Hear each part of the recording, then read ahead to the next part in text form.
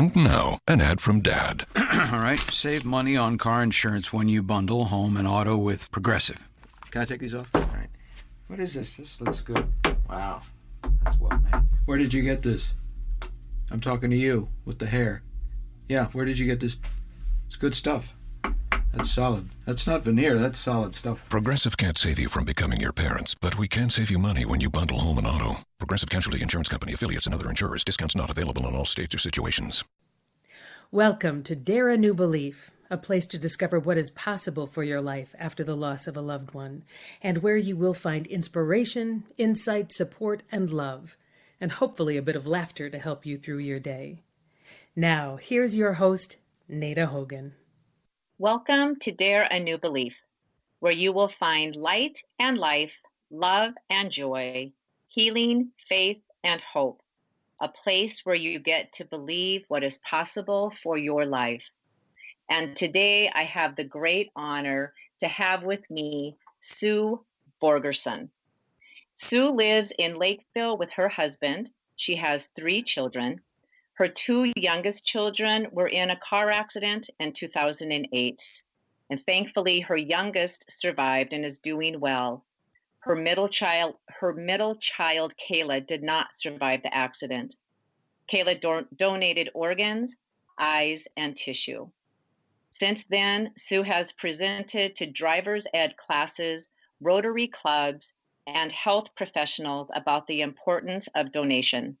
She is also the chapter leader for Compassionate Friends in the southern suburbs of the Twin Cities in Minnesota. Compassionate Friends is an international organization helping parents, grandparents, and siblings cope as bereaved families. Welcome, Sue, and thank you so much for being with us today and sharing your story. Yes, thank you, Nada. I'm so grateful that you're here because this is a hard subject and this is something you and I have in common. So I didn't know Sue prior to last week was the first time that we met. And and she's a beautiful soul and lost her daughter in a car accident also. And Sue, that's what this conversation is going to be about, because as parents and as mothers, like, how does a person ever recover from that? How is it? Because you have gone on to live this beautiful life, honoring Kayla, honoring your family. And that's one of the questions that people have is like, how can you do it? How do you do that? So I would like to start this interview, because it's our inner selves we're talking about, with asking you if you can share with us that event that led up to that car accident that took Kayla's life. Well, it was a Wednesday evening, November of 2008. I was with my husband and my older son, Kyle, and we were waiting for the 2 girls to meet us. We got a phone call about 6 o'clock at night saying that they had been in a car accident. So we drove home as this accident happened about 100 feet from our front doorstep. I remember the scene very well. I remember the policeman telling us to get a friend or neighbor to drive us to the hospital. So we did. They took Katie to HCMC via ground ambulance, and Kayla was airlifted to HCMC. They were 17 and 15 at the time. 17 and 15. And Katie is your other daughter. Katie is the surviving daughter, correct? Yes, she's the youngest. Yes. Okay. And so, and this is one of the things that we talked when we visited in person. We spoke for, I think it was 3 hours, and so many things to talk about. And when I left, I remembered thinking to myself, what is it like for you to drive home? And please know at any time, Sue, if any of these questions are like, no, I don't want to answer, please just let me know that, because I want to honor where you're at and what you want to share. But I was wondering, because with my daughter, she's at a major intersection in one of the suburbs south of the Twin Cities, and I go through that intersection often. And I always think about my daughter when I'm there. I mean, not in the most pleasant ways. And I wonder, because when this accident happened 100 yards from your door, I mean, how is that for you now when you are driving home and you drive through that space, through that area? Yeah, sometimes it's tough. It was really tough in the beginning. I drive through that intersection. I say the shortest prayer I can. I say, God bless you, Kayla. Mm. And because Katie survived, we talked about moving, and she really did not want to move. She liked her school, she liked her friends, she liked her neighborhood, she liked the house. And when you're so grateful that Katie survives, you listen to that. Yeah. I did say to my husband, I said, if we have to stay here, I need something positive. And I would stare at that intersection. And finally, one day it hit me. I told my husband, I said, when we look out at that intersection, we know that that is the place where our little girl left this earth and went to heaven. Mm, yeah. And is that positive piece with that intersection that you bring with you? Yes, Yeah. yes, Yeah. Wow. Wow. Because it's so powerful because as you know, the work that you do, because you do work with compassionate friends, and I know that you know of other people that haven't um, come to terms with the loss of their child, or a grandparent that hasn't come to terms with loss of the child, and to be able to see that this is the spot that when I look out my window and I see this intersection, this is the place where my daughter went to heaven. And when that brings peace to a person, I mean, the healing just, I think, begins on such a level that is exponential, right? That's how I would interpret that. right, right, right. So, Sue, can you tell us how did this tragedy impact Katie since she was in the car with Kayla? Yeah, when Katie had her own brain injury, um, and so she has dealt with that over the past years. Um, Her testing shows that she scores low for visual memory. So she rereads a lot, and she's also a slow test taker. Interestingly enough, though, when she was in high school, still, she figured out that if she read her textbooks aloud at the kitchen table, her audio memory was just fine, and she only had to read it once. So I think it's interesting how, on her own, she came up with that. And then in high school, she was granted extra time on tests. And in college, also, the college she went to was small, and they granted her extra time if she ever needed it on tests. She never had to use it in college. She said once that it felt like just knowing that option was there, it relaxed her. And she said, I'm usually the last one out of the room, but I finished all my tests, and she did very well in college too. So we're very proud of her. She graduated with a degree 4 years ago. Also in the accident, both girls were seatbelted in, but Kayla's head hit Katie in the mouth. And so Katie lost her top 4 teeth, a lot of jawbone, and damaged her bottom 4 teeth. And so she's had 5 surgeries at the Mayo Clinic. The first one was bone grafting to rebuild the jawbone on top. And then she's had implant teeth since then. She had one surgery last fall to fix her broken nose, where they took cartilage from her ear and repaired her septum.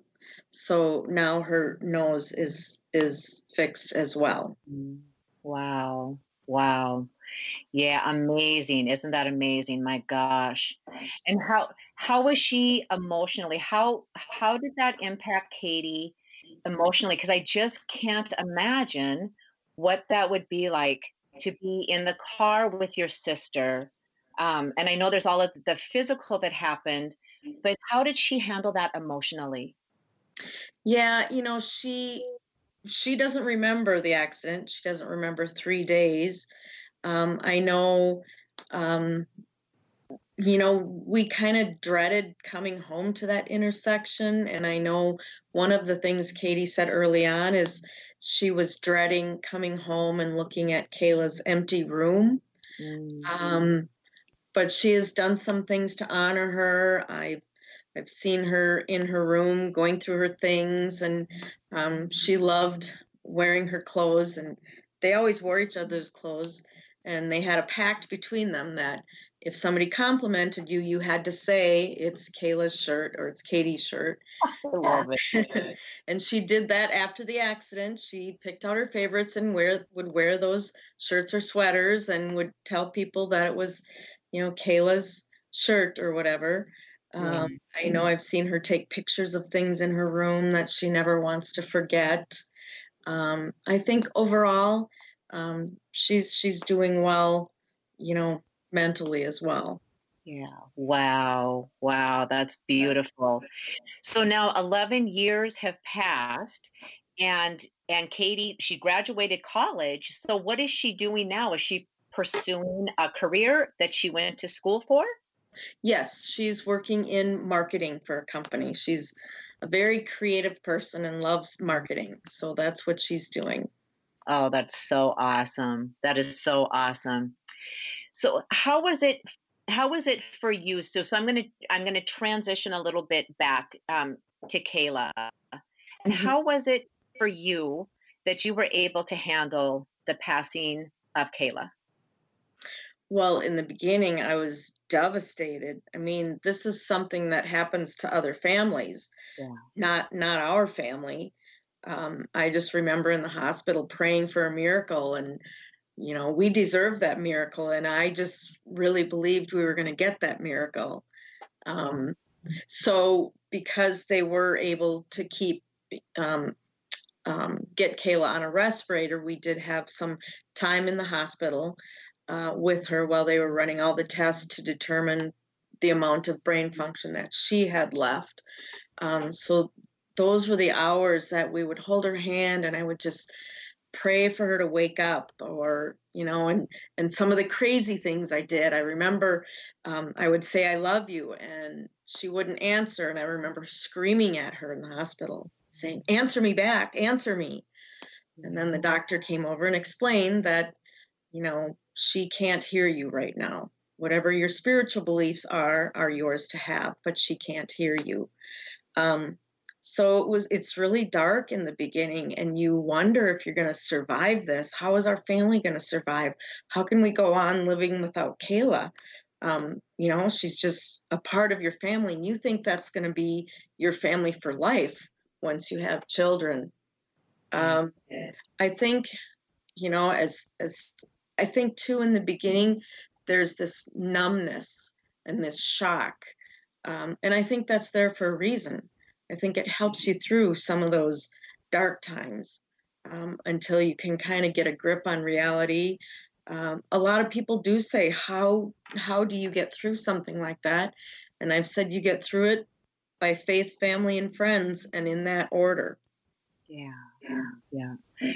Absolutely. And oh my God, Sue, I could just feel that pain when you're in the hospital and you are yelling at Kayla, answer me when you're telling her that you love her. I mean, it's right, it's a parent's worst nightmare. And the whole knowing that this never would happen to me, this happens to other families. And and it's just right, the whole world gets pulled out from underneath you.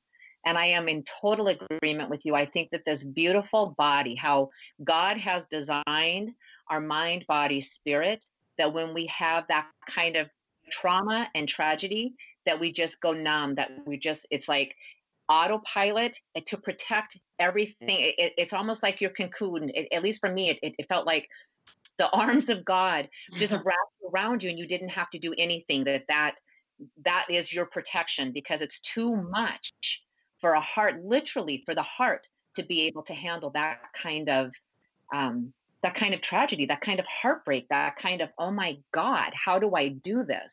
Yes, exactly. Yeah. Yeah. Wow. Wow. Oh, and I have to tell you again just how grateful I am, because I know how painful this is, and it opens up wounds, and I just am so grateful that you are willing to be here with us, and to be authentic and honest on the pain, and how this was for you, man. Hmm. How, How did it impact the rest of your family? So we talked about Katie. How about your husband and Kayla's older brother, Kyle? How did that impact them? Yeah, I know we were all affected and everyone grieves differently. Um, I personally had a need to talk about it all the time, and the rest of my family would turn to me once in a while and say, "Okay, we've had enough Kayla talk now." Mm, So, they just weren't ready for that at the time. Of course, I worried about Kyle and Katie both and how are they going to handle it.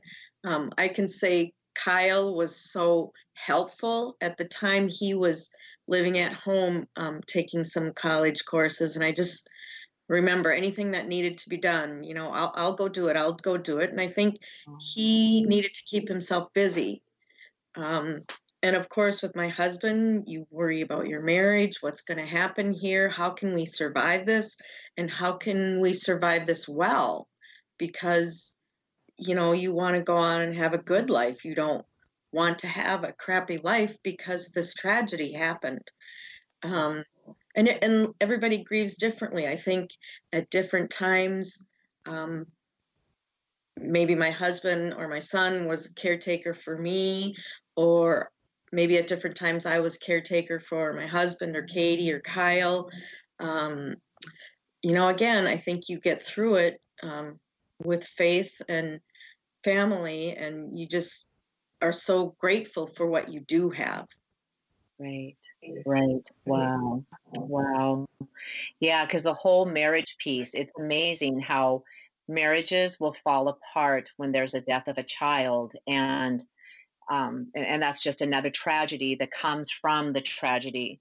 So when you are able to keep your marriage together and hopefully it got even stronger, what a beautiful blessing that Yeah, Kayla is able to give then too, right?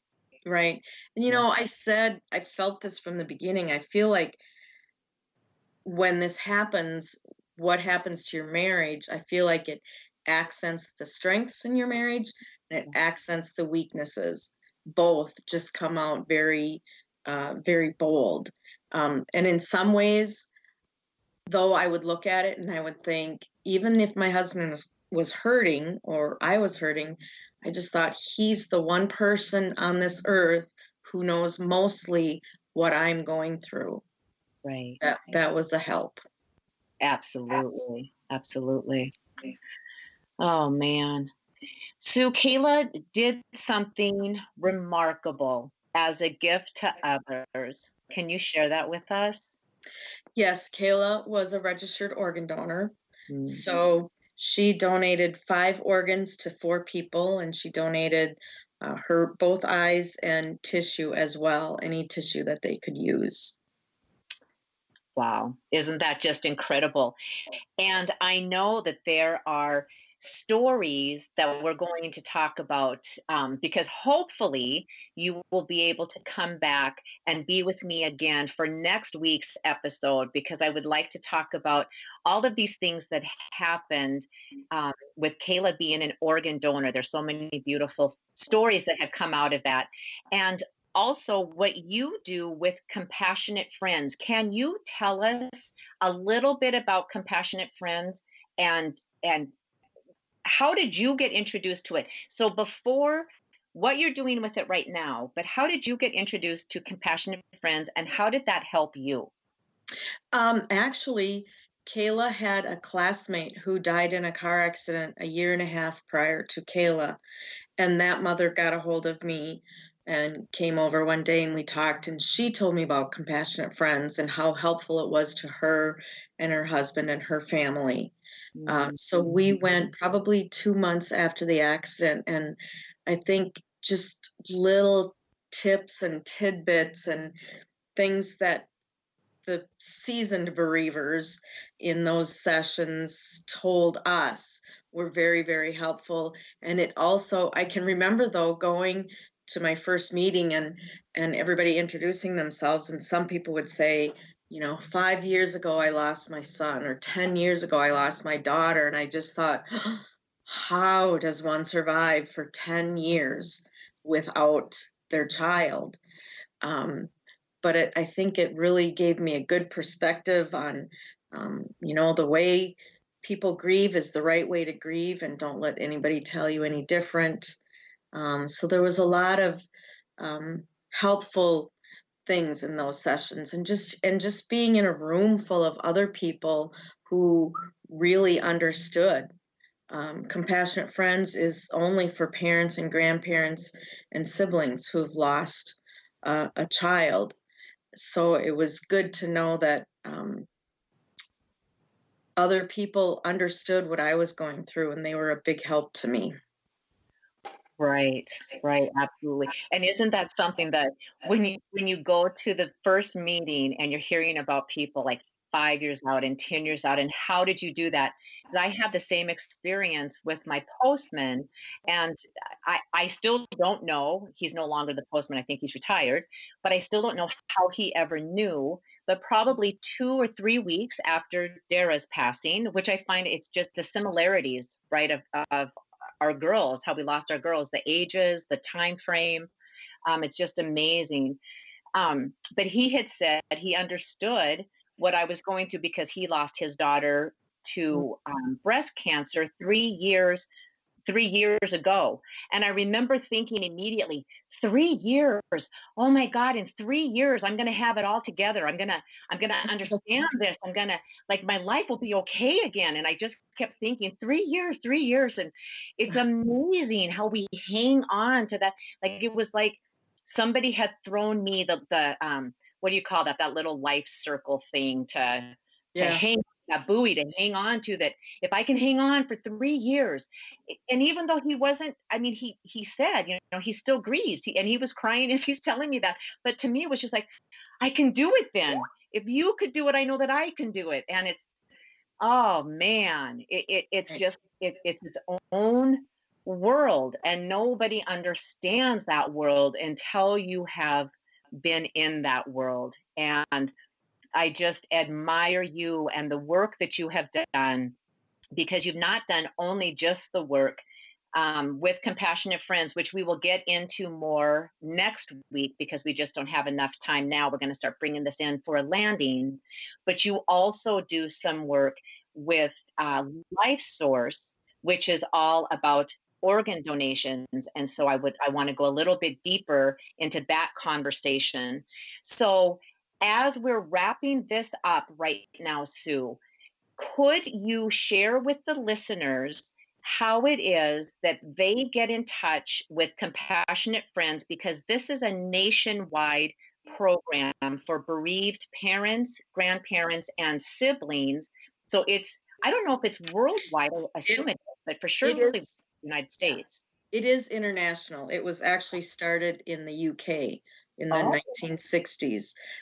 It was started by a pastor who had two parishioners who'd lost a child, and he connected them together. And they sat at their kitchen table and felt that connection, and started the organization of Compassionate Friends. Wow, I had no idea. That is fantastic. Okay, Mhm. so how would listeners be able to get in touch with Compassionate Friends if they need it for themselves, or if they need to share it with a friend or a family member? Yeah, they have a website. It's www.compassionatefriends.org. We happen to be in the South of the River chapter. We meet in a church in Apple Valley every third Tuesday of the month. The website I mentioned has a lot of information for bereaved parents. And then they also have where you can drill down and get specific to our chapter and find out address and meeting times and location and all of that. The website really is chock full of good information for bereaved families. Awesome. Awesome. And that information will be in the show notes. So if you weren't able to write that down, if you're driving or you didn't have a chance to write that down, it will be in the show notes. So you'll be able to have access to it. So people listening know that that information will be available for you. So Sue, I'm going to wrap this up by just telling you how grateful I am that you touched my heart when we first met. I feel like I know Kayla through you, and I think that's the most beautiful gift that we can give our children to allow them to live on by honoring them and carrying them forward. And if you can come back and join me for next week, I would love to have you because there's so much more I want to talk about Kayla and you. Okay, sounds good. Thanks, Nada. All right, awesome. Thank you. And thank you, listeners, for being here with us today. And make sure you join us next week so you can hear the second part of the conversation that Sue and I have about coping with loss after losing a child. Bye-bye for now. Thank you for spending time with us today. Please go to nadahogan.com for show notes and other information you can use right away. If you liked what you heard here, please subscribe to our show and don't forget to rate and review right there on Apple Podcasts, Stitcher, Google Play, or wherever you get your shows. And don't forget to tell your friends about it. We'll see you next week. Get to Old Navy Saturday for 50% off all sweatshirts. Frost-free puffer vests for $15 for adults, $12 for kids. And leggings just $8 for women, $5 for girls. Saturday at Old Navy. Valid 10/5 select vests only. 50% off excludes in-store clearance, active and licensed. What is life? Life is about compromise and realizing you can't always get what you want. Now you can always get what you want without compromise with the new Quattro Pizza from Little Caesars. With 2 slices each of cheese, pepperoni, sausage and pepperoni, and sausage and bruschetta, it's 4 tasty pizzas in one, all for just $7. Take that compromise. How's it feel to get literally everything you want in one large Quattro Pizza, hot and ready every day from 4 to 8 at Little Caesars? Pizza, pizza, pizza, pizza. Participating locations for a limited time plus tax. Prices higher in Alaska and Hawaii.